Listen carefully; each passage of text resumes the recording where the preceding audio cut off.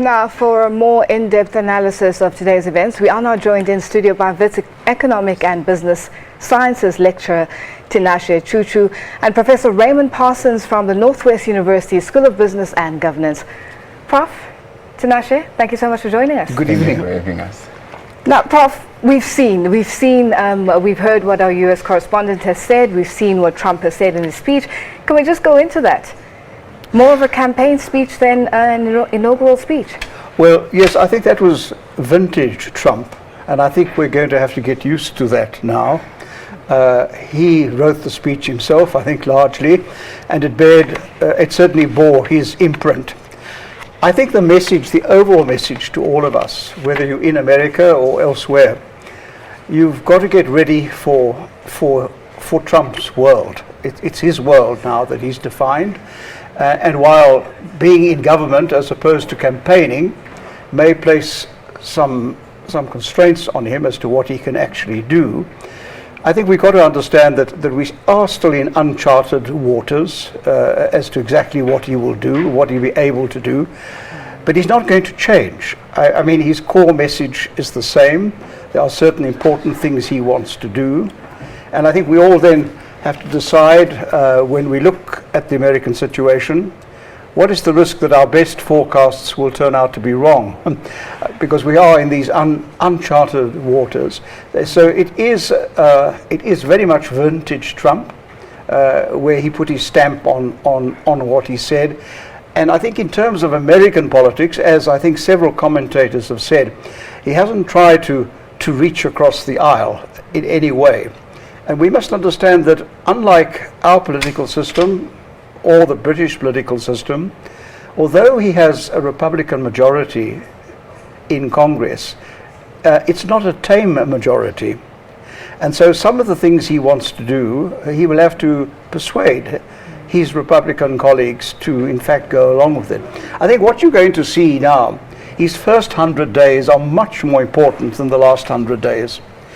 And what he's going to do in the first 100 days, just remember there are two mechanisms. The one is, of course, these executive orders that a president can sign. I think we're going to see a flurry of activity where he will be able to issue executive orders of certain kind, and up to a point also reversing some of the decisions which his predecessor has taken. So I think that's the one message he'll want to get over. The second will be, what kind of legislation can he get through the Congress? What will be his priorities? Will they be on the economic front? Will it be on the social front? For example, the question of Obamacare, will that be at the top of the list? So I think the next 100 days are going to be very interesting for all of us to see what happens in the States. Now, Tinashe, Prof has gone through a lot of things, and I think for me the most interesting part is his theme of vintage Trump. We spoke about this about a week ago when you were here, where we said, analysts, some analysts had said that, Trump is just saying this for the campaign, and once he becomes president, it'll be a whole different story. But his speech is saying he's going to stick to his guns, and he's going to stick to what he had said during the campaign trail. What can we expect as Africans? Let's go into that, because I think that's the most important thing. We sat and we watched as Africans and we wondered, what does that mean for us? Okay, I think that's a good question. What I can say is, first of all, as Africans, we should not necessarily expect much, because we might be disappointed.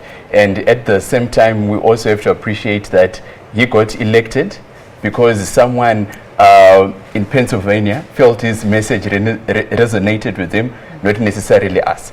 But I think that because he really wants to invest a lot into infrastructure, that might create demand for raw materials.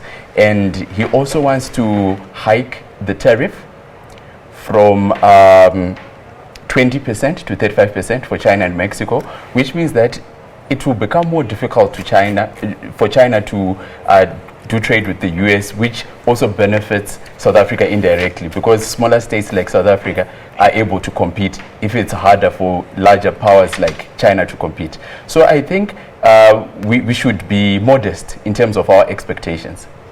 But I think I would add, we may be modest, but we must also be prudent.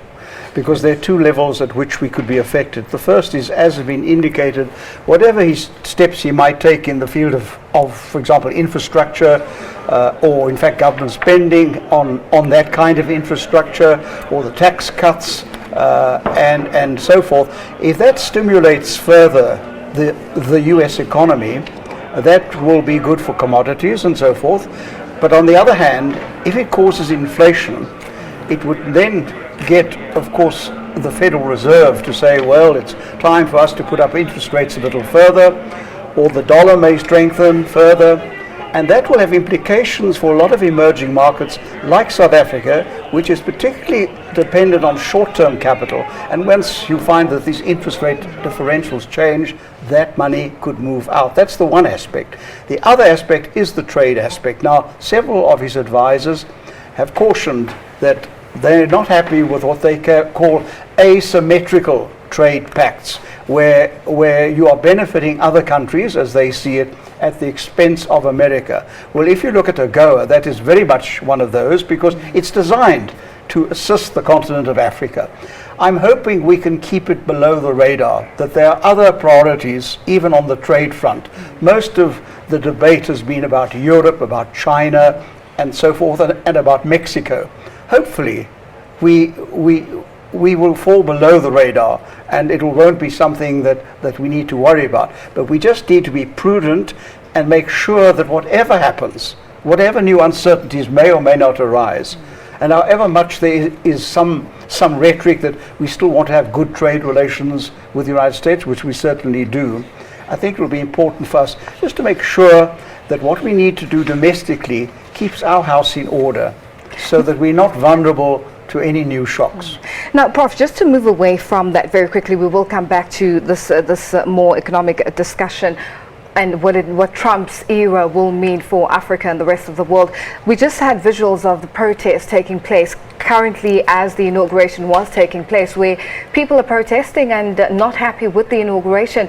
What does this really mean? Because the decision has been made. It's final. The inauguration has taken place. It's sealed. It's signed. Can anything change from this? Well, also maybe just before you answer, let's also speak on the unity message that Barack spoke about, as well as Hillary Clinton. We heard our correspondent there saying that Hillary Clinton tweeted that the reason why she's there is for the democracy and the unity of the American people. So just take us through that. Those are very important values for any democracy, but especially for the United States over many decades. And indeed, you will see it implicit in the founding fathers of the United States and why they created the sort of constitution that they have. But we've got to understand there's a businessman in the White House.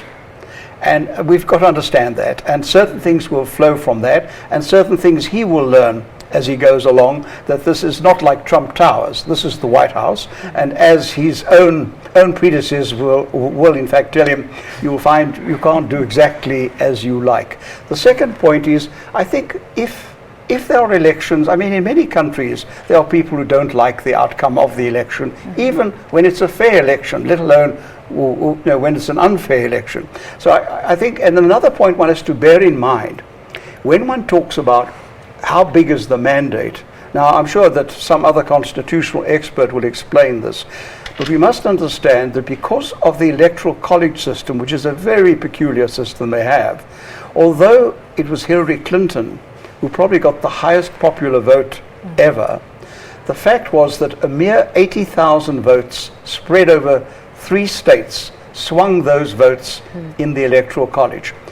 That doesn't in any way say that his win wasn't a mandate or was not legitimate, but it means that there's a large chunk of the population to whom he must also reach out and show that he's now the president of the whole country and not just those who in fact put him into power. And I think that's the big challenge. But I think once again we've got to accept that he is absolutely a unique personality in terms of the sort of people who've been in the White House. He's even in some way quite a unique business person. And now we're going to see whether he can reconcile the skills of profit making with the skills of policy making. Let's look at those visuals right now. I mean, as you can see, we've been speaking about this. This is breaking news where the anti-Trump protest is continuing, but it's getting more and more volatile, it seems. I think during the day we saw people marching. It was a little bit more peaceful where people were just holding placards, but now it's getting more and more volatile. Can we expect to see more of this as we see now on those visuals? I think this was expected because, like what Prof was saying, I feel that if you win the electoral college vote but lose the popular vote by 2 million, it means that there are going to be so many people who are disgruntled. Because, for instance, Hillary Clinton had 10 million votes. That didn't matter. I'm sorry to say this, but she got a lot of votes in Texas, a state she had no chance of winning. She got a lot of votes in a lot of these purple states that actually really didn't matter. So I think that there are going to be a lot of protests, and it's going to be a huge task for President Trump to unite the nation. Prof, is this new in the United States in terms of people protesting at this level against a sitting president? Because that's what it is now, essentially. Those of us who've been around a little longer will recall that, for example, if you take the Vietnam War, and under Nixon, there were huge reactions about his policies on Vietnam, and it led to a lot of serious consequences. And indeed, if you look at American history, yes, there are times when there's been a cycle of reaction on some issue, whether it's to do with who's been elected or whether that person who's been elected is following certain policies which have suddenly become highly unpopular. And I would simply say here, while I admire the commitments which President Trump has now outlined very clearly in his inaugural address, the fact he's set himself up here because he's offered a huge promissory note which is going to fall due in the next couple of years. And that's something we want to chat about some more, definitely. Definitely, but we have to take a short break. We will continue the discussion with Professor Parsons and Business and Science lecturer Tinashe Chuchu after the break. Stay with us.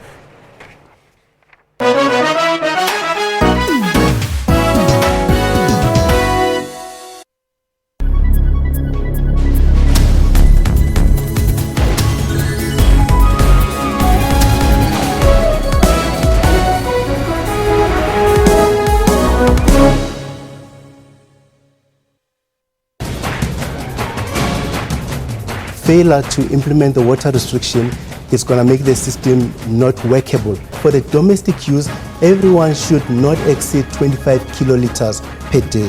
What is the penalty and how much have you raked in thus far as a municipality? For domestic users, if they exceed 25 kiloliters, then they're going to be charged a penalty on their monthly bill. And so far already we've collected 1.7 million. The 200 million rand state-of-the-art school in Magaliesburg has been vandalized by drug addicts. How bad is it? It's very bad. Into the hostel residents, it was even worse because there the doors, the wardrobes, the beds, the ceiling were broken down. Showers were ripped off, and it couldn't be used by students who are actually using that particular boarding facility.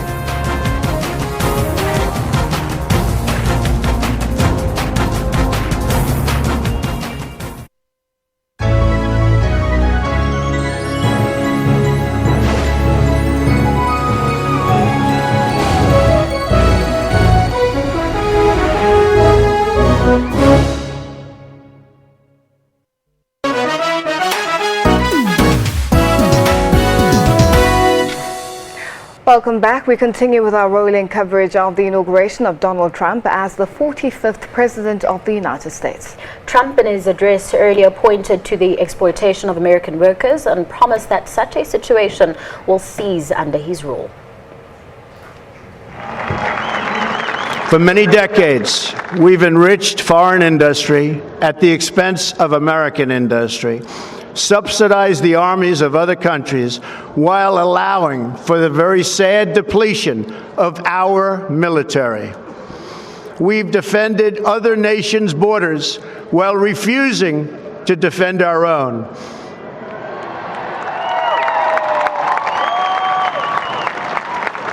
and spent trillions and trillions of dollars overseas, while America's infrastructure has fallen into disrepair and decay. We've made other countries rich, while the wealth, strength, and confidence of our country has dissipated over the horizon. One by one, the factories shuttered and left our shores, with not even a thought about the millions and millions of American workers that were left behind. The wealth of our middle class has been ripped from their homes and then redistributed all across the world. But that is the past, and now we are looking only to the future. We continue with our discussion in studio with Wits Economic and Business Science lecturer Tinashe Chuchu and Professor Raymond Parsons from the Northwest University School of Business and Governance. Thank you for joining us again, gentlemen. Now, Prof, something we were speaking about during the ad break, and I have to bring it in, is that element of Donald Trump being a businessman. We can't forget that. And an interesting thing that we were discussing was the fact that he hasn't been a great businessman throughout, for example. But it seems like he's trying to run the White House as though it's a business. That must be disastrous. Well, look, I think one wants to say that if you look at his business career, he's had ups and downs. He's had successes and failures, but recently he was riding a very good wave from a business point of view, and hence was able to find the time to go into politics. And against the odds, we must remember, against the odds, he's ended up in the White House. One must hope, in parenthesis, that he doesn't sell the White House while he's there, being a property magnate. But the fact is that I think that it doesn't mean that a business person cannot succeed in politics, but it's unusual. I mean, you, for example, had someone like Mitt Romney, who was a successful business person, but it's not something that happens every day, because the skills, as I said, are different, and the skills of money making and the skills of policy making are seldom vested in the same person. But there are exceptions. So we'll have to see how he accommodates himself. There are going to be two steep learning curves for him and for those who have to work with him. Now, just looking at that, Prof, let's touch on the issue of him bringing his son-in-law and his daughter coming into play as advisors and policy strategists. Is this not sort of going to work against him at some point in time, where he's bringing family into a family business? Is this what he's trying to set up? I think what will happen is everywhere you look, there are going to be conflicts of interest. We can even start from the transition. You'll find that Jared Kushner was being accused of being the person who got Governor Chris Christie removed from the transition team. And if you look back, Chris Christie was responsible for arresting Jared Kushner's father. So I think you can't have high national security clearance for your son-in-law, who's also a competitive businessman. And at the same time, he said the Trump organization is going to be in a so-called blind trust. But if you have your two sons running that blind trust, I don't think it's still blind. And on top of that, there is the Trump Hotel in Pennsylvania Avenue. The person who's responsible for receiving rentals for that hotel is a presidential appointee. It's like he's going to be negotiating rent with himself. So it's almost conflict on interest over conflict of interest. But I think these issues, which could become very contentious, of course, really revolve around two levels. The first is what is legally permissible in terms of the Constitution and the existing American law, which lays down what are the ethics that have to be followed by someone who is either the president or occupies a high office. In certain instances, the president is exempt from certain of these constraints. That's point number one. And the second one is simply the question of appearances. Is it morally or ethically the right thing to do, irrespective of what the law says? So I think those two factors will determine whether this is going to become a moral and legal quagmire over the next couple of years, or whether it can be managed in a way that that appears to be reasonable, even if not entirely acceptable. I think maybe that would take us back to the discussion we had about the shoes that he has to fill, because there will always be comparison between him and Barack Obama. We saw the kind of man that Barack Obama was. He wasn't involved in business. He wasn't, I mean, and he, you know, his wife stood her own, for example, and you've got people already comparing the two wives, for example. So you're constantly going to see that. Take us through that comparison that we keep seeing over and over again. Yes, I think it's important to say that there is no way we can talk about Donald Trump without talking about Obama's legacy. Of course. And Obama's signature move, if you had to call it a move, was to sign the Affordable Health Care Act. Yes. And what will happen is historians are going to judge Trump on how he's going to repeal and replace it. But I think it's important to appreciate that in theory, it's easy to repeal and replace it because he is Congress, he is the White House, and on top of that, he's going to appoint a conservative Supreme Court judge. So it means that maybe for the next 2 decades, Supreme Court decisions are going to be right-leaning. My point is, how Trump handles the Affordable Health Care Act could be part of how people will compare him to Barack Obama. Yes. Now, we just going back to what Professor Parsons had said earlier, the fact that when he speaks, when Trump speaks, there's a bit of exaggeration in how he says things and his delivery, because he's looking for a certain reaction from the American people. Will this not work against him, especially looking at that Obamacare, which it's called, in terms of how it's going to be filtered through and changed, as he says it just doesn't work for the American people? I think if we say that maybe he's exaggerating, we can even look at Obama in 2007. He was talking about changing the world, closing Guantanamo Bay. I think as a campaigner, you have to say certain things. That's why maybe a lot of commentators are saying this is no longer the campaign. Now you have to govern. But I think when we look at the Affordable Health Care Act, also known as the Obamacare Act, I think it's important to also appreciate that Trump himself has said there are some elements of this healthcare act that I actually appreciate. Like, for instance, children who are still around, let's say, 26 years can still remain on their parents' plan. He said that's fine with him. But the other aspect of Obamacare that he doesn't like is that what happens is right now people are forced to have healthcare, and if you don't have healthcare, you are penalized for that. On top of that, medical aid companies can't operate across state lines. So what he's trying to do is to open up the market to make it possible for medical aid companies to operate across state lines so that it can be more competitive. He wants to bring in competition. And if you bring in competition, you get a better product. If you get a better product, you lower prices. And because premiums were so high, some people didn't vote for Trump because he said he's going to build a wall. Some people voted for him because their premiums will go down if it's competitive in the healthcare sector. And I guess that's where the business element. The important thing here is to understand the whole American process, because to make changes to Obamacare or to replace it or to improve it or whatever you want to do, he's got to work with Congress. This is not an executive order matter. This is something where it will need the compromises that will have to come out of a Congress that also answers to a constituency, which is more divided than the kind of constituency which put him in. So I think it's important to understand that there will have to be, although the drive will be in the direction, a high priority drive will be to ensure that Obamacare is replaced or improved or whatever the options are. It's going to be a process that's going to have to work through the Congress, and the Congress will be very sensitive to any backlash that may occur should they take the wrong decisions in trying to change the Obamacare, because there are people who have gained through it and people who have lost. And that's the new balance you have to strike, and which I think is what Trump and the Congress will be seeking. Now, with all the things that Trump was saying throughout the campaign trail and all he's tweeting all day, every day, we feel like we know him.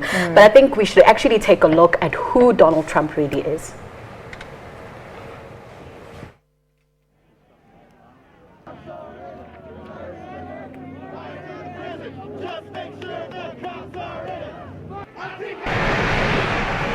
Donald J. Trump, a man with many titles.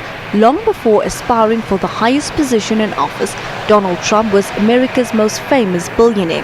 Mr. Trump expressed interest in running for president as early as 1987 and even entered the 2000 race as a Reform Party candidate. Fast forward 30 years later, he is now President of the United States. Donald Trump won a sweeping election victory, setting the world on a journey into the political unknown. The Republican nominee achieved one of the most shocking political victories in modern U.S. history. Skepticism over the Republican's candidacy stemmed not only from his controversial platform on immigration and outrageous campaign style, but from his celebrity past as well. But the 70-year-old businessman had the last laugh when he defied all predictions to beat much more seasoned politicians in the Republican primary race. Under the banner Make America Great Again, Trump ran a controversial campaign built on promises to strengthen the American economy, build a wall on the border with Mexico and the US, and temporarily ban immigration by Muslims. After Clinton conceded defeat to Trump, the Republican nominee gave his first speech saying, "Now it is time for America to bind the wounds of division, and it is time for us to become together as one united people." Trump also pledged to every citizen of the land that he will be president for all Americans. Until 1933, the new president of the US was inaugurated on March the 4th, 4 months after Election Day. This was then shortened to around 2 months with the ratification of the 20th Amendment. But for today, all eyes will be on Donald J. Trump as he sets forth on the journey as US President.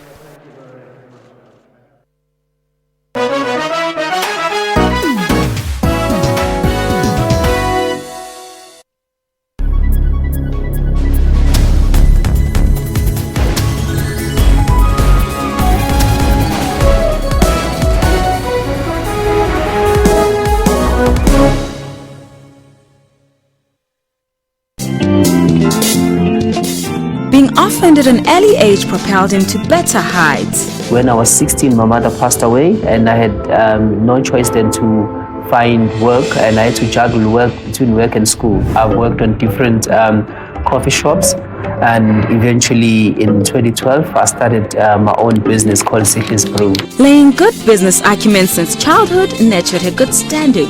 I happened to grow up in a family where my father is a businessman. And as a businessman, he used to have lots of friends from different parts of the world. Business, you need to be committed. You need to live it. You need to love it. You need to be there, at the moment. For more inspiring stories, stay tuned to Bupilong every Friday.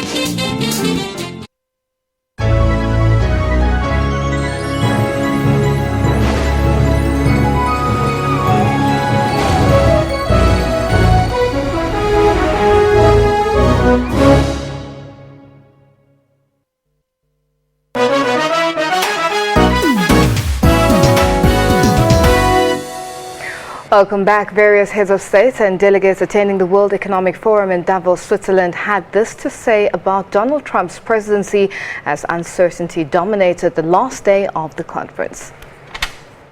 Coming from the small country and hope that we'll have a good relationship with US and wish them all the best. And that's the only thing that I can say. But here, if you ask me as just an ordinary guy, I can tell you that the world turning upside down. Chinese were fulfilling some space that nobody was expecting, and at the same time Americans were leaving some of their positions, or at least it looked like that. And I hope that everything will be okay. We believe that the America will remain a key global actor and a responsible partner in the international relations. As a member of the NATO alliance, we certainly look forward to continue and strengthen our partnership and I would say attain the same objective when it comes to the global stability and the overall economic development. We're hoping that we'll have a more constructive dialogue on various issues, including situation in Middle East and many other issues. On Syria, well, there are a number of issues. Obviously, Astana process is an important one. And something that has strained Turkey-US relations has been to do with US engagement with PYD-YPG, which essentially is an arm of PKK, which is on the US terror list. We've never had as many unanswered questions, as any open questions, as many risks, the situation, the global situation is dangerous, maybe more dangerous than at any time since the dissolution of the Soviet Union. Now, in addition to the crises we had last year, Ukraine, Syria, the South China Seas, North Korea, etc., now we appear to have almost panic in the transatlantic space. Is NATO obsolete or not?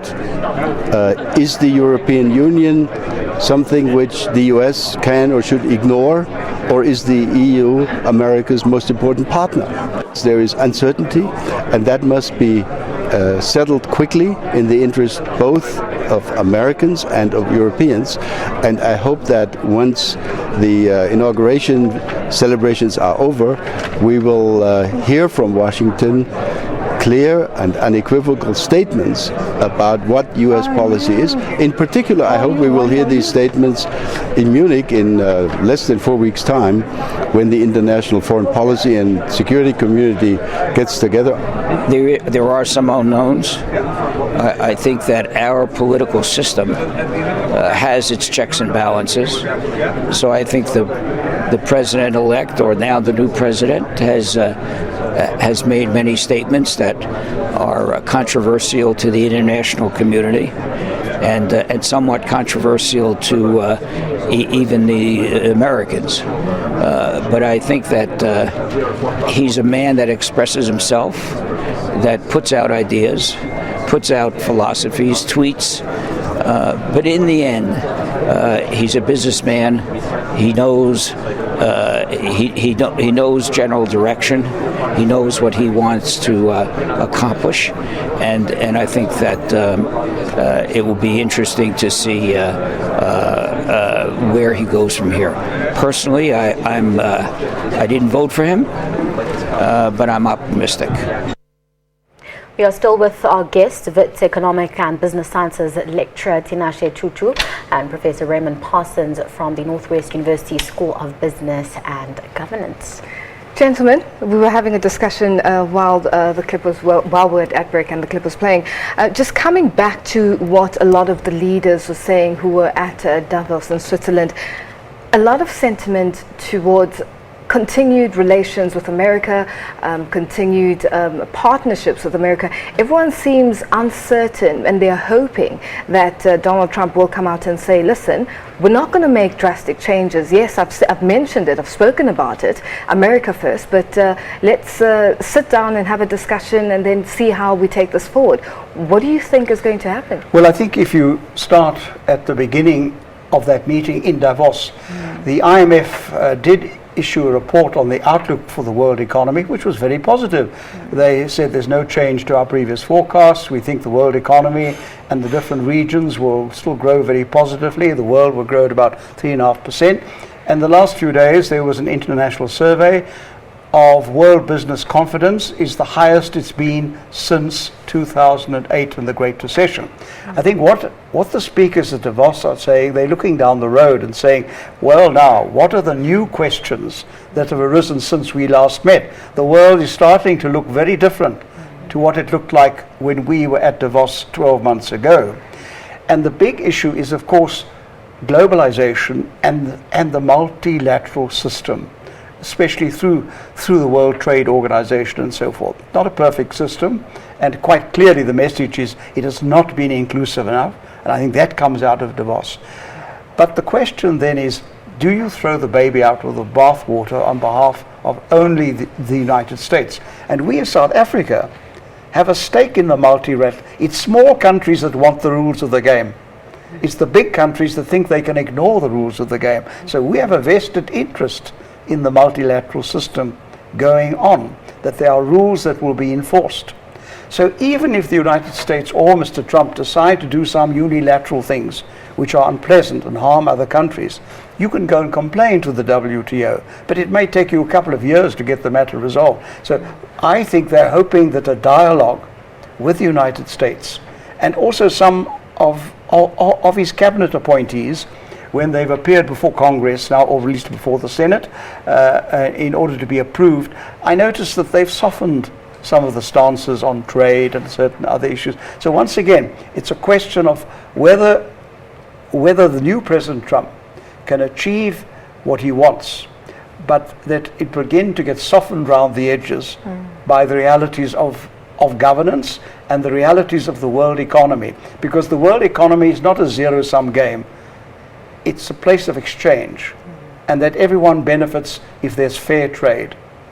Tinashe, let's continue with what was said at the World Economic Forum this week. The theme on globalization, but also that very critical one on trade wars. We saw the Chinese president speaking about it, when mentioning the US and obviously President-elect at the time, Donald Trump. Let's look at those possible trade wars that were mentioned at WEF. Okay, I think let's see if Trump is going to hike that tariff from 20 to 35%, as he promises. And the thing is, what will happen is China can retaliate easily. Most of the products that are found in the US are actually made in China. And if I may just say this, the 2012 Olympic uniform that the US team was wearing, it was made in China. So the thing is, China will say, no, it's fine. You've hiked the tariff, it's fine.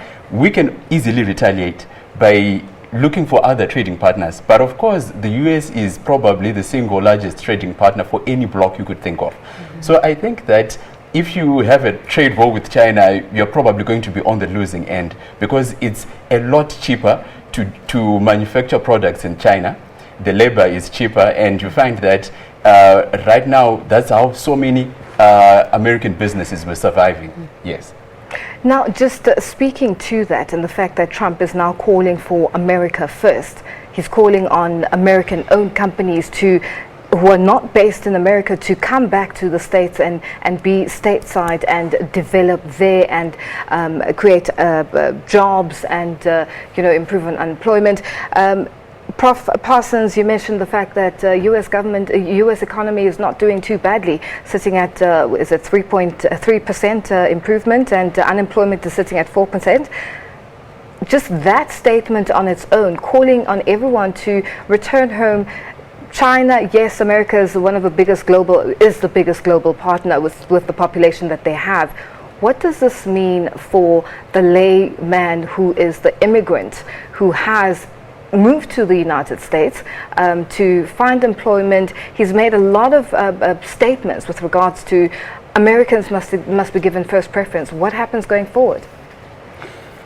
Well, you go ahead. Okay. Whilst you were saying that, I wanted to just jump in to say, because there's protectionist policies, it's going to be hard for immigrants to get that working visa, the US working visa, in the sense that currently what's happening is immigrants are willing to work for less doing the same job, which means that Americans fail to become competitive as labor. So what ends up happening is all these immigrants who work in the US for less, they make money and they send most of that money to their home countries, which means that Americans are not getting employed. At the same time, most of that money is getting out of the States. So I think we might see some shifts in terms of his immigration policy, but I think that campaign rhetoric was on the extreme side, to be honest. I really think you have to accept that I think we've got to assume that the worst case scenarios, which some people are expecting, will simply not be practicable, because as you go through this process, other checks and balances will kick in, new realities will kick in. That doesn't mean to say there won't be a thrust in certain directions, or that in fact some mistakes may not be made, which may have to be reversed. But we must come back to the point that there really is no advantage for the world to see the United States and China in a trade war.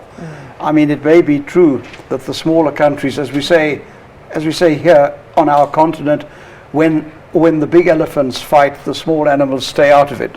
But the fact is that we will also feel the fallout, because the rules of the game will then be suspended, and you don't know who else, where there may be collateral damage to the trade interests of other countries. So I think one's hoping that at the end of the day, yes, the global situation is being reshaped, will be reshaped to some extent, that it will have to be more inclusive. You see, coming back to why are we talking about President Trump, and we'll talk about Brexit perhaps, why have these things happened?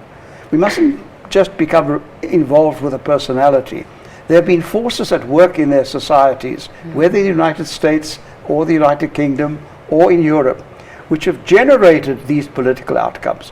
And a large part of it is a feeling that this wonderful globalization, which has lifted millions of people out of poverty, however, has left a lot of people left behind, especially the middle class. And that's been the backlash. And hopefully, when we look at new solutions and new remedies, we'll find a way to do it without destroying the engine of growth and employment in the world as a whole. But quite clearly, what needs to be assessed here is whether President Trump, and through his policies, can make a change that in fact will be a win-win situation and not generate policies which will be a lose-lose situation.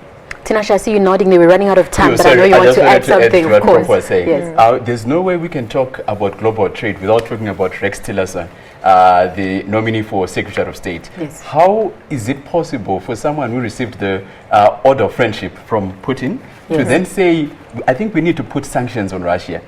I think there's going to be massive conflicts of interest regarding Rex Tillerson, in the sense that ExxonMobil has a $500 billion deal with Russia, and he was the chairman and CEO of ExxonMobil at the time. And there is no way he's going to criticize for Russia's actions in, let's say, Ukraine or Syria. And I think in terms of the global scene, it's going to be interesting how Rex Tillerson is going to act as Secretary of State, because in my own knowledge, he's probably the first Secretary of State who actually wasn't in government. It seems like this is going to be I think very the important interesting point here for all of us, if we're now in the last lap of our discussion, is, I said at the beginning, we've got to get ready for a Trump world. But the next step is to be clever and smart enough to know how to manage a Trump world. And I think that's going to be very interesting to be in a Trump world, but to also experience those conflicts of interest on conflict of interest, because it seems like it's going to keep cropping up. Gentlemen, thank you so much for joining us. It's been a very insightful discussion. Thank you for having us. Very insightful indeed. And we look forward to the first 100 days of the Trump era, and I'm sure the discussion will be We'll definitely have you back here at the end of that 100 days and this story is not going away. It's not going away for the next 4 years. Thank you so much. Thank you. Those were Professor Raymond Parsons from the Northwest University and Tinashe Chuchu from Wits University joining us live for that massive Donald Trump discussion. Well, that's it for now. Thank you for being with us. We'll be back after the short break.